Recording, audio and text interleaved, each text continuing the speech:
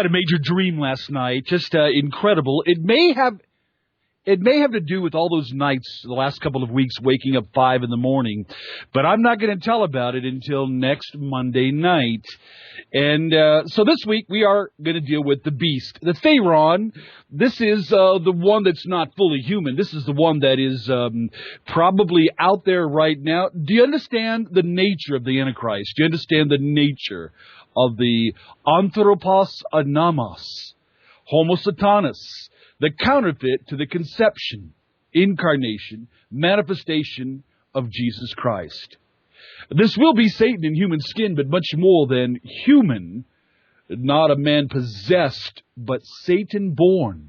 The genetics of the ultimate, Nephilim. This is Russ Dizdar, shatterthedarkness.net on the web. We're prepared tonight on a Monday night where we've got a blast of snow all over northeast Ohio. I mean, it is coming down. You can barely see 100 yards in front of you. That's how blurry. It's a whiteout, and there's already wrecks. And right outside our house is a hill. We had a truck upside down just a few weeks ago. The man was okay. February 21st, 2011. It's going by quick, but listen. So glad you're here with us tonight. So glad you're listening tonight. This, I believe, again, is very, very providential in that we are here tonight starting off in a new series. And this series is, to me, vital. It is because of the massive revelation of God, the one that's going to shake the core of human existence. On the website, shatterthedarkness.net, we have it down like this.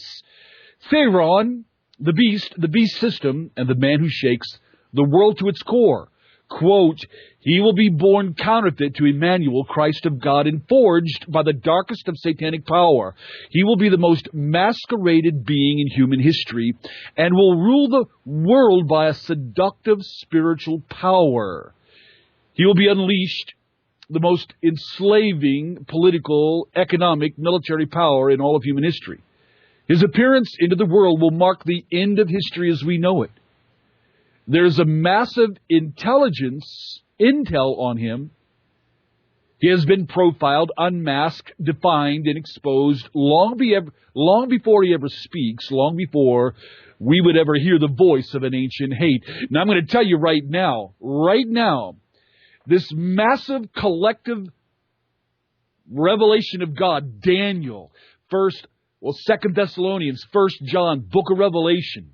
The beast has been profiled, has been unmasked, it's been unveiled, and here we have what I believe is the cutting edge and distinct information God has given about his eyes, about his mouth, about his face, about his actions, and using the word Theron in describing the Antichrist, and then also Theron describing the false prophet, describing the beast kingdom, describing the ones that will bring a quarter of humanity, billions to their deaths, beasts of the earth.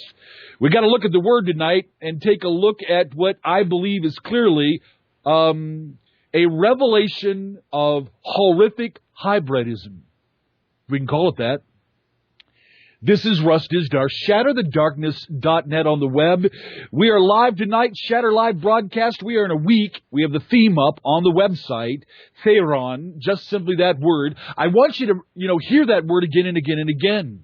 And I'm going to suggest to you even deeper and broader and wider studies. Some of you are tremendous in it. We put up information on Facebook. We put out some, a mini cast, a new thing we've done with preemption broadcast.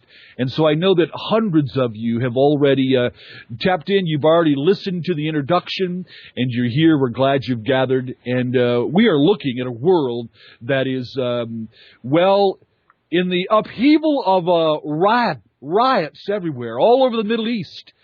We haven't seen anything yet. It is going to be absolutely off the charts, absolutely incredible what's going to occur. It is going to be, there's bloodshed, there is upheaval, there is an exchange going on, but what they're exchanging, the current. Now we're looking at coup. We're looking at what is called revolt, rebellion. Here is the old Greek word. Now this word involves not just a slip-sliding away of believers, as so many have been told for years, but 2 Thessalonians 2, this rebellion, this revolt, as some of the old translations put it, it involves the concept of political and even military revolt. It has the idea of turning over the current regime and replacing it with another. And there is the great revolt to come. Apostasia. It is clearly the belief of the undergrounders, and some of the undergrounders are listening right now. Some of them are going to listen, the chosen ones, those who know they've been, created, forged, transmuted, empowered, programmed, and set as sleepers for the coming activation and the Black Awakening, as they call it. Inverted satanic Pentecost. Listen, the world hasn't seen anything yet, though we're living in the broadest ramping up of dark presence in all of history. The big problem for the world is the masquerade, the seductive masquerade, the face that is put on radical, bloody, bestial darkness. Seems to be pleasant, harmless, and drawing people into it like a sexual predator, and his smile that seeks to draw in the little child. You better believe there is a lethal intent behind it all. On a Monday night, how you doing? On a Monday night, how was your weekend? Yep, once again, in the middle of the night 2 times, big old dream. And now I'm going to tell you that I'm not saying it's prophetic. I'm not saying it's directly from God, but it relates to everything that's been going on for weeks. And I literally got up again and was guided to, just literally the Lord led to write out 2 weeks worth of live broadcast starting next Monday night. There'll be 2 weeks. This will be turned into something major. Well, the title of it, and I wrote it out and put it on. I got my computer out, and I literally put it all out, spelled out the entire 2 weeks, the skeletal outlines of the messages. You know what the title of it is? I'm Ready to Die. I'm ready to die. That's what the title of it is, and it's going to be a shocker for all coming up. But I believe it's going to be something absolutely vital for all believers in the days that we are living right now. Let me invite you in. Let's take a look at it. We can go back to the Germans, Lebensborn, the genetic birthing centers, the goal of the Aryans, the master race, the spirit-inspired concept of backbreeding. You know, those who breed horses, and we have a neighbor of ours who does that, and they've got some great horses back there. In the summertime, I hear them coming out, and once the trees are fully bloomed, and I can't see them, but just in the late spring, I can see them out there, and horses are magnificent. But if you understand the breeding process for purity and power and ability, especially when it comes to a racehorse, right? So we understand that. Do we understand the physics of gene splicing, transhumanism? Do we understand the panic? Does Kurzweil understand the panic of gene splicing? This goal to negate the death code that has infected humanity by moral choice and by dark presence and its inception into humanity.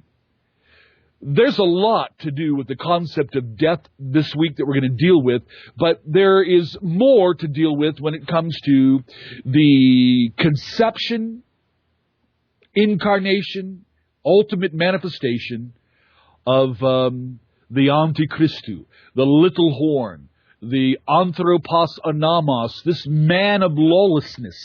Well, God gives massive, massive intel. Now listen, I don't know about you, but if you're talking about the most supernaturally oriented person in human history, inseparably connected to the most supernaturally induced political, economic, and military might that will be so ferocious and so fierce, like a leopard, the speed of a leopard, the power of the bear, and the fierce roaring to instill fear like a lion. Maybe you've read this. Maybe that's familiar. You can go to the book of Revelation, chapter 13. That's where we're going to be focusing a lot of the attention this week.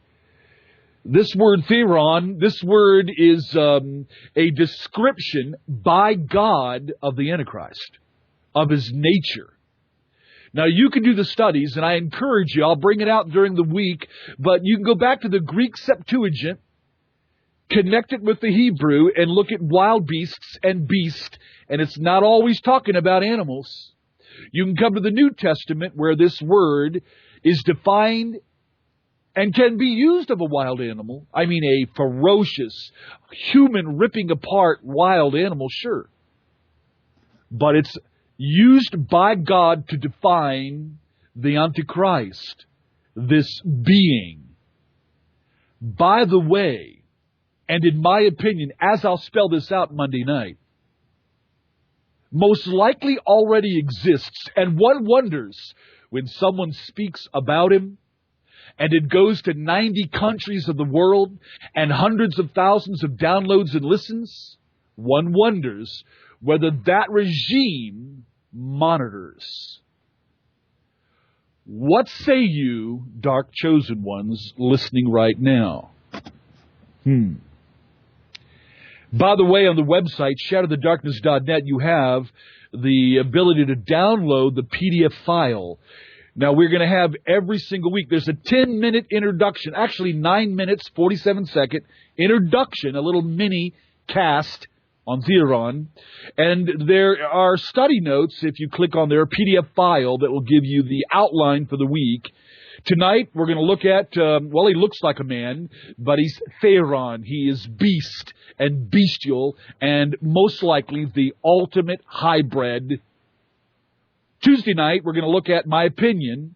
He's alive and ready, and so is his regime. Wednesday night, well, he'll be more active behind the scenes. I mean, as far as length of years, when the apocalypse, that is, the unveiling, his coming out to the visible world to rule, comes, well, that's marking off, literally, less than 7 years to the end of history as we know it, to Armageddon. Thursday night, we're going to talk about, can you track him? Can you fight him? Will you hear the voice? Will you hear the voice of an ancient hate?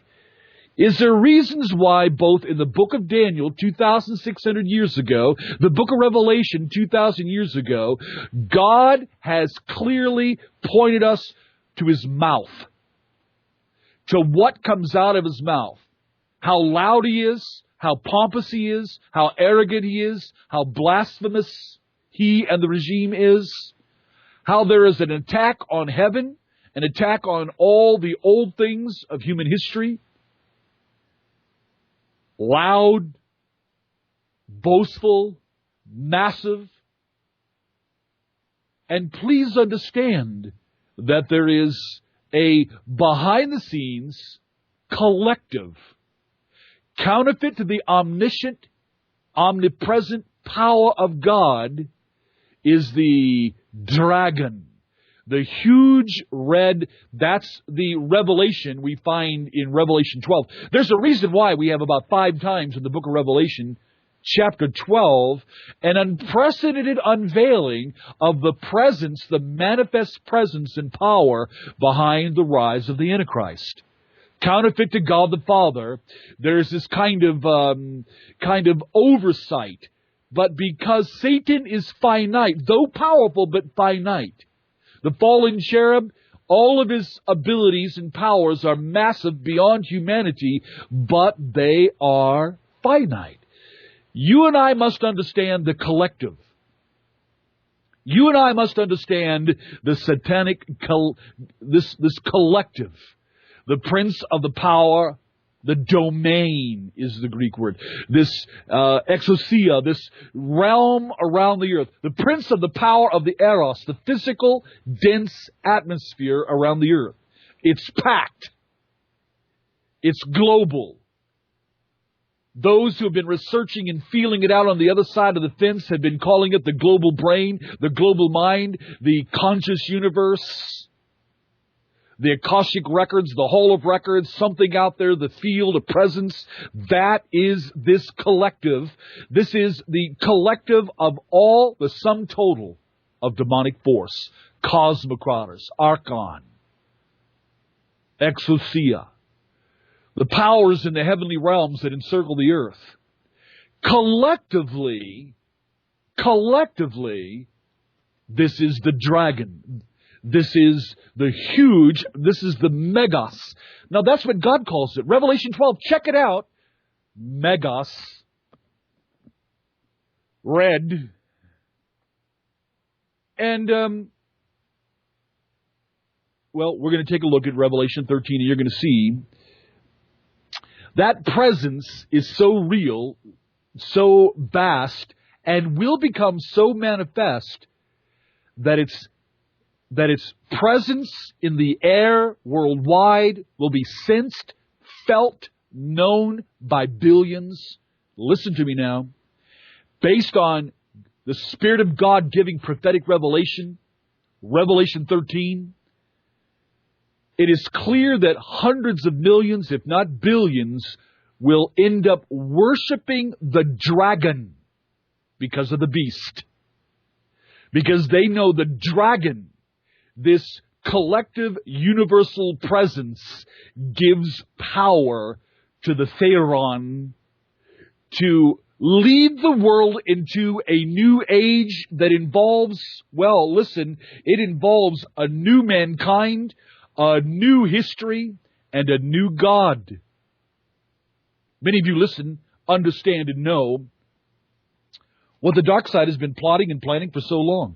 You know what is coming. You know what is on the way. And all the streams, whether the Masons, whether Alice Bailey, whether Helena Blavatsky, whether the secret societies, 2012ers, and the New Age movement collectively, the Luciferic invocation, the enthronement of Satan. You can look at all the backgrounds everywhere and all of the alienologists, whether coming out of the skies, coming up deep under the earth, the old structures, wherever you find the Nephilim architecture and the return of Quetzalcoatl, all of it points to the same thing, even among the Muslim Brotherhood, even among what is happening now all over the Middle East. And that's why on a public and broad scale, information is coming out that there is a belief in a Mahdi. That massive, horrific bloodshed must come, but a Mahdi is coming. A super ruler is coming. Antichrist, Theron, will fit the bill for the Alice Baileyites and Blavatskyites and 2012ers and New Agers and Islam and alienologists, abductees. He will, because of the precursors already laid into their belief systems, because of the manifest presence felt, sensed, emanating in the air, well, you can be sure they will fall prey to this masked, oh yes, masked. You're talking about God's description of the most horrific, human-ripping, society-destroying, world-collapsing presence in all of human history. The apocalypse of Anthropos already evidences the final 7 years when he does come out. His presence also will be a declaration based on biblical prophecy Billions will die. The earth will be reduced. The environment, destruction. It's amazing. The pinnacle of deception, the pinnacle of destruction. Theron means all of this. Primarily the word, anybody doing the background studies and just taking a look, and don't look at just one Greek lexicon, go to some in-depth studies here, and you can look at the common Koine use, you can go back to the classical, you can go back to the Septuagint use, you can look at the broad use, but see the historical, grammatical, Holy Spirit chosen use of the word. Take a look at it in Scripture, interpreting Scripture, and then take a look at it in the context. Those are three primary rules of interpretation. That Antichrist, that little horn, is called by God specifically and again, beast, Theron. This has everything to do with his construct, his nature, what he is. Now, three things to take a look at in the book of Daniel, and I have so much to give you, and I'm going to give you things to study, I'm going to give you things to go back to look at, but in these next 3 points on the notes that you have, listen, Daniel chapter 7, Daniel chapter 9, Daniel chapter 11. You're going to see where it speaks about his eyes, his mouth, and his face. Number one, his eyes. His eyes. Now, I want you to hear again, in the genetics of the Theron, the Antichrist, you're talking about, in God's definitive description, bestial. Beyond and not really ultimately human. In nature, anti-human. In nature, destructive. When he's called the little horn in Daniel, it's a big representation of his political and military evolution to power. In 2 Thessalonians, when it refers to him as anthropos anamos, the man of lawlessness, that again involves the core of his being. The disintegration of the anointed cherub, Ezekiel 28. We have the transmuting of the anointed cherub, the fallen cherub, Satanas, Diabolo. We have now that the genetics of that being are completely reversed. Jesus said there is no truth remaining in him. There is nothing of his origins really remaining in him as the way God made him. He's been transmuted. That's what he is. And it is a violent, lying, murderous nature. He does what his nature is and wills. He wills what his nature is, and his nature is because of what he's willed. A liar, the father of lies, the murderer, and we're talking about the horrific, homicidal slaughterer. That's the nature of Satanas. That is going to be the ultimate nature of the Antichrist, the beast, the Theron. His presence will bring, ultimately, billions to their death. Now, when you look at the four horsemen, Revelation 6, white horse, red horse, black horse, the pale, greenish, death, Hades horse, 1/4 of mankind dies. Yes, by military action. Yes, by plague and famine, maybe chemical weapons and things like that in famine. But also by the beasts. The beasts, the Theron of the earth. Let me tell you something. God gives the future picture look at the beast regime and possibly the super soldier chosen ones, if not direct, maybe in some new way. Some think of it as evolved Nephilim. God doesn't see it that way. He simply calls them and defines them as bestial, as horrific. as like a ferocious, rabid animal that is bent on the destruction of humanity, the devouring of humanity. Now, traveling back to Daniel, we must understand that in God's description, if we take his description, we're talking about something horrific, that casts fear, that would be in every way beyond any kind of movie, beyond any kind of media description, because of its presence. But since Satan knows how to masquerade as an angel of light, right? That he can morph in the conception, in the genetics, in the designer of this incarnation. There's no question that the power of Satan and his abilities will be in the man, Antichrist, the beast. So that the masquerade, the ability to appeal, the ability... Now, we're going to read about his fierce face. We're going to read about his, well, looks like the eyes of a man. You ever wonder that? Go back to Daniel chapter 7, chapter 9, chapter 11. Notice that these human qualities, these things about, like you and I. You can see a picture of me on the web. Some of you I've met at conferences. Eyes. There's something about the eyes. They are like a window to the soul. FBI profile, FBI, they understand the eyes when somebody lies looking down to the left. When there is a shyness, when there is... look at the eyes of individuals. Look at the eyes of some of the shooters in the past. Crazed, blackened, insane looking.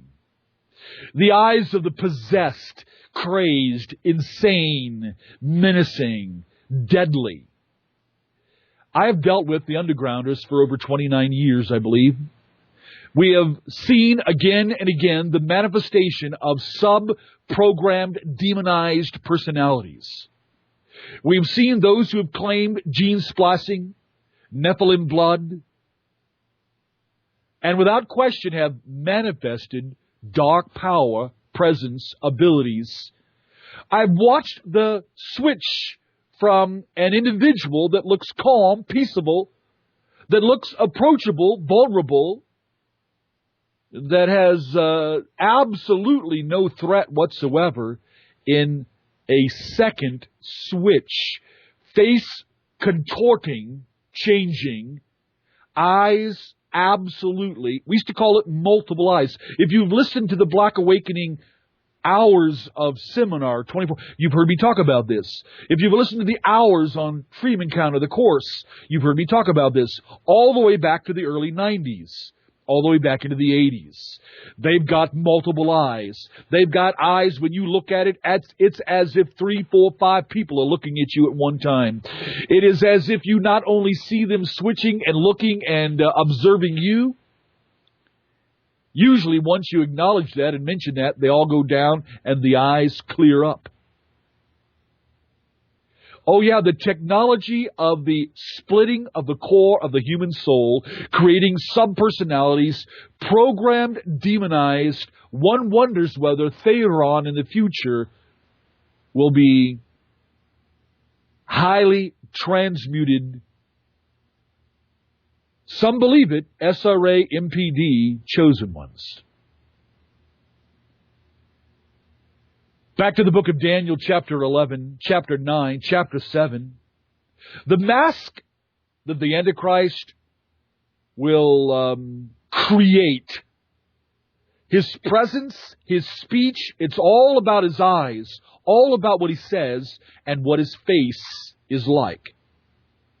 This is where all of the ancient occultists, those in the secret societies, those connected to the prophecy and prediction and desire of Albert Pike, 2012ers, Return of Quetzalcoatl, across the board, New Agers, 2012ers, and even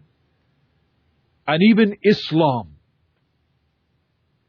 These eyes, that mouth, and that face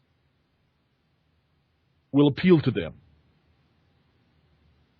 The world will look and see maybe a hero, an astounding hero, because off the back of the world's most horrific, catastrophic collapse, when the United States collapses, when Europe collapses, when border wars and missiles are shot and hundreds of thousands of programmed super soldiers, sleepers are unleashed and millions are dying and cities are burning and blood is in the street and fear is in the air and a satanic counterfeit Pentecost has been unleashed. A chaos unlike anything in human history. They call it a black awakening. When this leveling of society, leveling of nations, leveling of government, leveling of the economic, leveling of the military structures. All the while the fierce, bestial kingdom regime waiting in the wings, bulging at the seams, bursting to come to power, will be there. That which they have caused, that which they have brought about, will be the stepping stone, the phoenix that rises out of the ashes. The old black flame Nazis understand the terminology.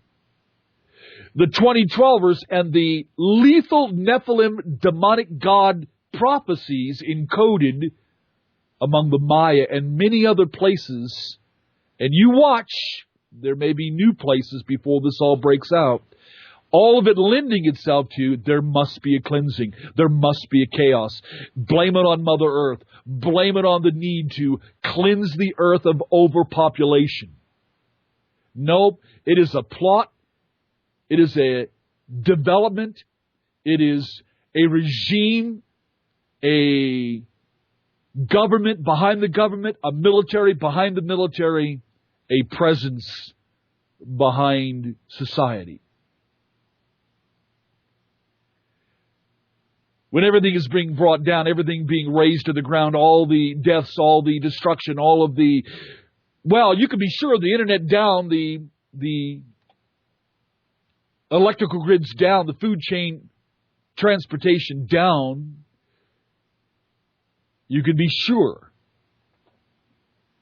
that there will be a sense of the end of man, the annihilation, the end of the world. That's exactly the emotion, the goal of emotional dependency, the Great Black Awakening, the Great Chaos is meant to produce.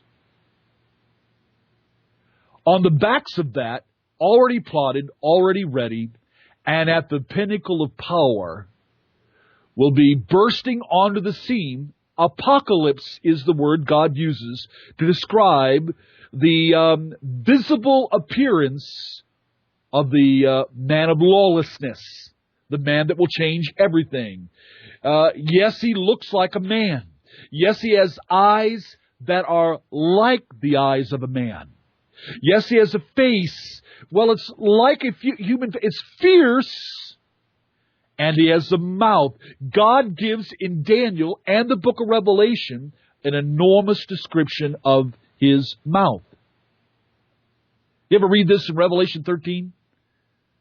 John, 2,000 years ago, by the Spirit of God, is in pictorial vision and then communicating it into words. We're going to read it right now, the words of God. Here it goes, quote, "And I saw a Theron, a beast, coming up out of the sea. He had 10 horns and 7 heads." The sea of humanity. He had 10 horns and 7 heads, with 10 crowns on his horns. These are places of political military powers. And on each head, a blasphemous name. You see, the regime is inseparable from the Antichrist, and the Antichrist is inseparable from the regime.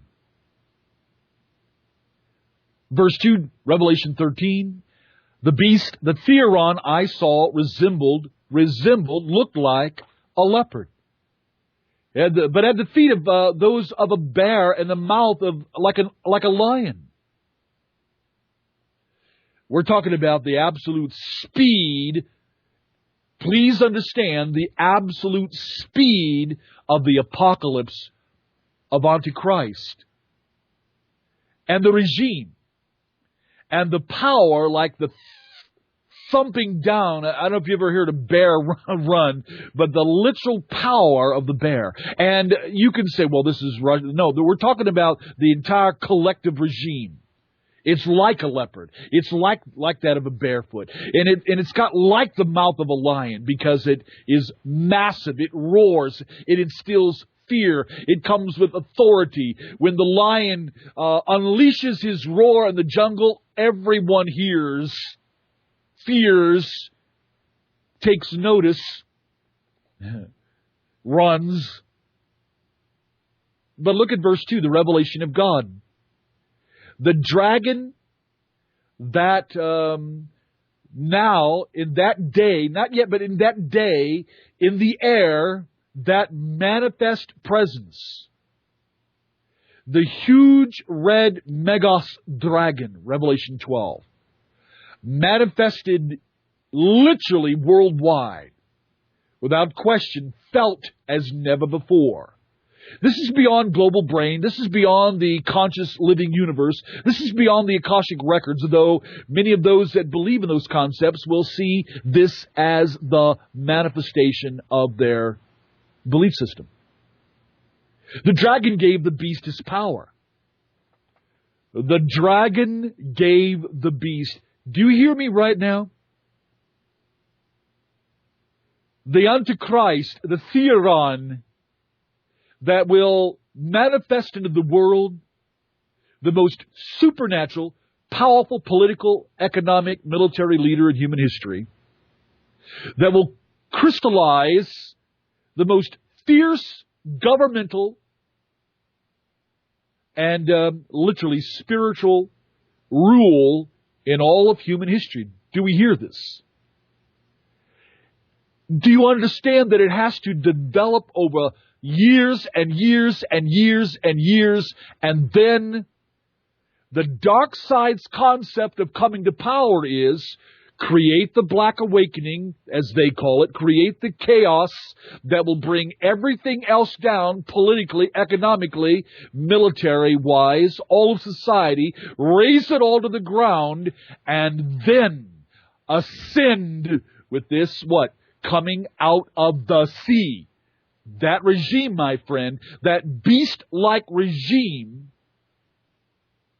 it's already massively multinational and global. It really does have its connection into the power centers, economic, political. Listen, without the economic, there could be no political power. Without the political power, who's going to guide the use of it all? Without the military enforcement, who can do anything? Economic, military, and political power as never before seen in human history. It's fast, it's powerful, it's loud. But it is, as you read in Daniel, in the rise of the little horn, he will rise not by human power, by non-human power. He comes to reign. In that same section you'll read in Daniel that it is by a non-human power that he comes down and is destroyed. We are talking about the pinnacle of satanic manifest presence in the world. Non-human power brings him to power. That's what Revelation 13 is about. It's about that collective.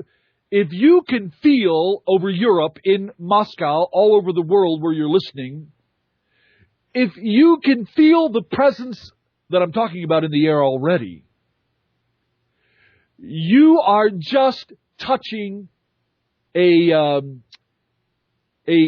small tip of this dark, black dracon, this satanic collective, this global manifest energy, power, presence that all focuses and backs and empowers the Theron. The pinnacle of all the dark power, focusing on the pinnacle, the Superman, little horn, Antichrist, Theron. Now you can take a look. The dragon gave the Theron his power and his throne and great exousia, great authority. One of the heads of the beast seems to have a fatal wound. Now we're pointing to the Antichrist specifically. But the fatal wound had been healed. The world, listen. The whole world was astonished. A counterfeit to the resurrection. A counterfeit. A absolutely global event. This is a supernatural event. And the Antichrist will once again bond with this world. And they're going to be astonished. And they're going to follow the beast. Let me tell you right now why I have no question when I mention the manifest presence, the collective, the dragon. Why this was not put in the Gospels, the rest of the New Testament, Thessalonian, 1 John, but here in Revelation, chapter 12, it all begins. A massive introduction to the collective manifest presence of the dark side, the dragon. Here we see what some have called the unholy trinity. The concept of the unseen but felt and operative collective presence of the dark side counterfeiting the Father. And then there is the the instant of the impostor Christ. And all the power of the collective, the dragon, focuses now on the Theron. And this is so knowable and experienced, and, take a look at verse 4, Revelation 13. Mankind worshipped the dragon, the unseen but yet felt collective that has, in the future, at the apocalypse of Antichrist, has manifested at the ultimate level, the pinnacle of satanic power. Mankind worshipped the dragon. Do you realize right now New Agers are doing that? 2012ers are doing that. Old occultists are doing that. Alienologists, abductees, and so forth are doing that. They're doing it as they embrace the precursors, as they are embracing the tip of this dark satanic collective, the dragon. When the full force of what they've already got a hold of, or what has already got a hold of them, manifests.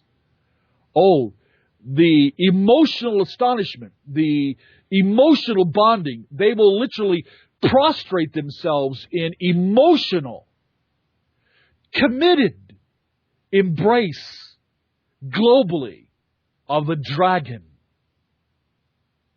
They will worship the dragon, the collective power in the air. They will worship the Theron. God describes from 2,000 years ago, and it hasn't happened yet but will, what that collective of worshipers will even say. It describes their action. It describes their emotion. It describes their devotion. It describes their speech. Who is like the Theron? Who could make war against him? Verse 5, the beast was given a mouth. Just like in Daniel, chapter 7, read it. Chapter 9, read it. Chapter 11, read it. By the way, we have a basic chapter by chapter, verse by verse book of Daniel Shatterthedarkness.net, over there to the left, scroll down, absolutely free. About 24 hours of teaching. Check into Daniel 7 channel, Daniel 9, all of it actually, but specifics, chapter 7, chapter 9, chapter 11. The mouth of the Theron is very distinct. It is a major part of the revelation that God gives about this future Superman. His mouth will utter proud words. God already describes they're going to be blasphemies. He's going to exercise his authority 42 months. He opens his mouth to blaspheme God and to slander his name and his dwelling place, and those who live in heaven. Here we have on the earth, Homo Satanas, Satan in human skin. And his speech is already declared, well, it's loud, it's pompous, it's boastful, it's blasphemous. And he literally is going to address God, heaven, and those who live in the heavens, turning his worshipers, earth dwellers, those without the Spirit of God, those without the gift of life in Christ, into hatred. Oh, you want to talk about hate speech? It's coming as never before.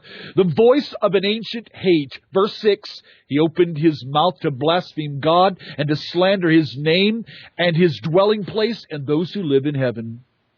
Verse 7, he's been given power to make war against the saints and to conquer them. That matches the book of Daniel. And he was given authority over every tribe, people, language, and nation. This is global. This is the new order. This is globalism. Are you going to be happy with that, presidents and premiers and kings of the earth? If you're listening right now, are you going to be happy with embracing the pinnacle of satanic presence that spells out the ultimate destruction of humanity and the end of the human race? And because of the intervention, the saving intervention of the apocalypse, Jesu Christu, Revelation 19, matching up with Matthew 24, unless those days are cut short, the presence of the beast kingdom, the presence of the beast, the presence of a second beast,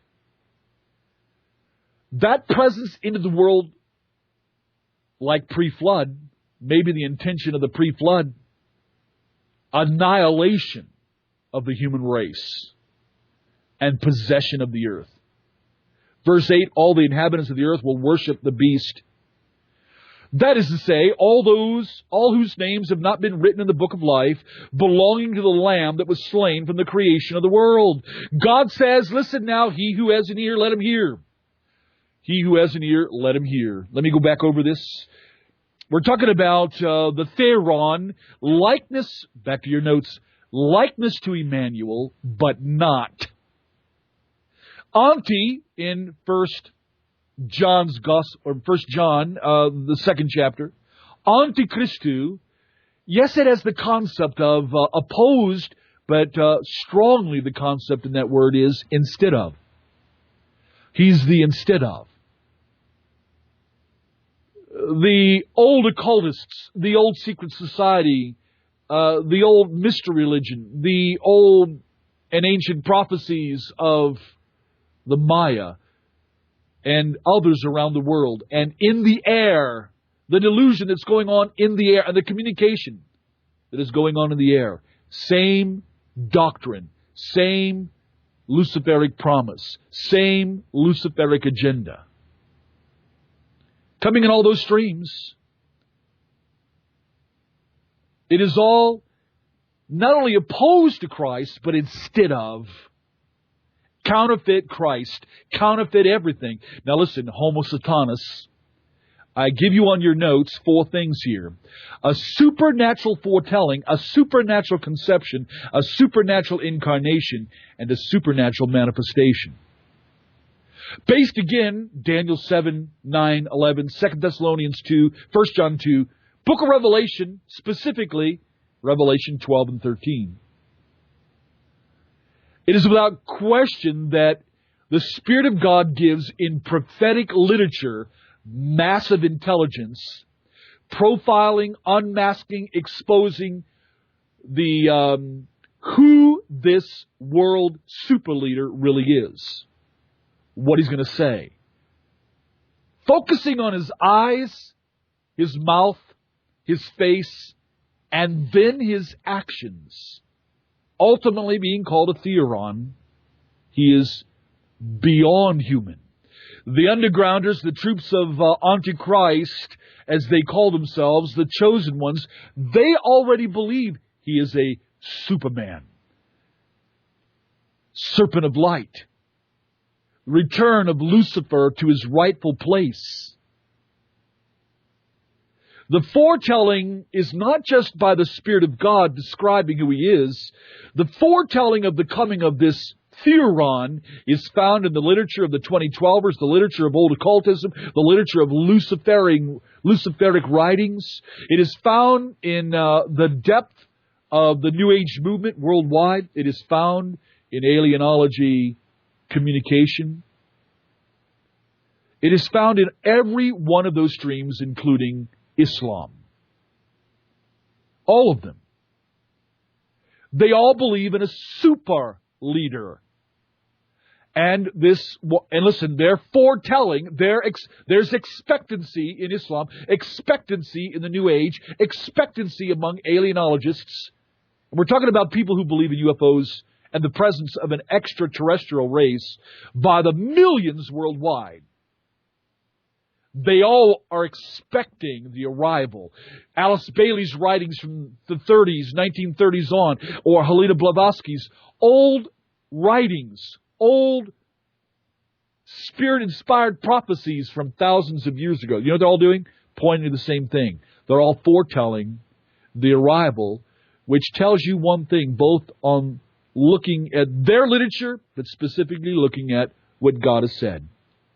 It is a plot. They know what they're doing. It is a plan. It is sequential. It is an evolution of satanic sequence. The supernatural conception, the reason I believe that the Antichrist will be conceived in counterfeit to the conception of Christ, go back to the Gospels. The Spirit of God and female human egg, the virgin, shall be with child. God caused the conception. Do you understand Traducianism? Do you understand when a man and a woman, Yada, come together? Cain knew Yada, his wife, Eve. They bore a son. Well, this is not immediate creation, but mediate creation, procreation. It's clearly a process in the sense of what occurs in the womb, but when the breakthrough in the egg occurs, conception.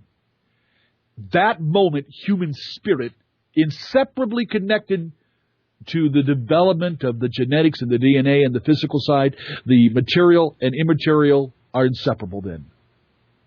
Conception. God caused it in Mary, the Virgin Mary. God caused it not to be half man, half God, but in the conception by the Spirit of God we deal with now, infinite God in perfection, bringing about fully God, fully man, Meshach. This is Messiah. This is Emmanuel. This is Logos in human form. This is now God in human form. No question about it. But counterfeit to that, and the reason I say counterfeit, everything Satan does. Counterfeit, counterfeit, counterfeit, all the way across the board. Everything about what he is, what he does. Counterfeit apostles, counterfeit prophets, teachers, doctrine, counterfeit signs, wonders, and miracles, counterfeit Christ, counterfeit regime, counterfeit everything. Counterfeit God. Small g, though, for him. So, by the biblical revelation of everything counterfeit to what God is, says, and does, it is without question, I believe, Antichrist is not a man that someday unknowingly Satan pops in and possesses, but is conceived. That conception is fallen cherub to some woman. Most likely bloodline, in my opinion, demonized, charged. I mean, we're talking now not the infinite perfect God. We're talking about the finite, imperfect, fallen cherub in his desire to counterfeit the conception and bring about Homo Satanas. Satan in human skin. Theron. Genetically. Well, could there be gene splicing involved? Could there be whatever else involved? Whatever would enhance. The satanic sciences, could it be involved? Sure. Bottom line, the conception defines ultimately what he is. He was conceived at some point. He was born at some point. Here's an imperfect, finite, dark, twisted, transmuted incarnation. Ultimately, the manifestation, the birth of Homo Satanas.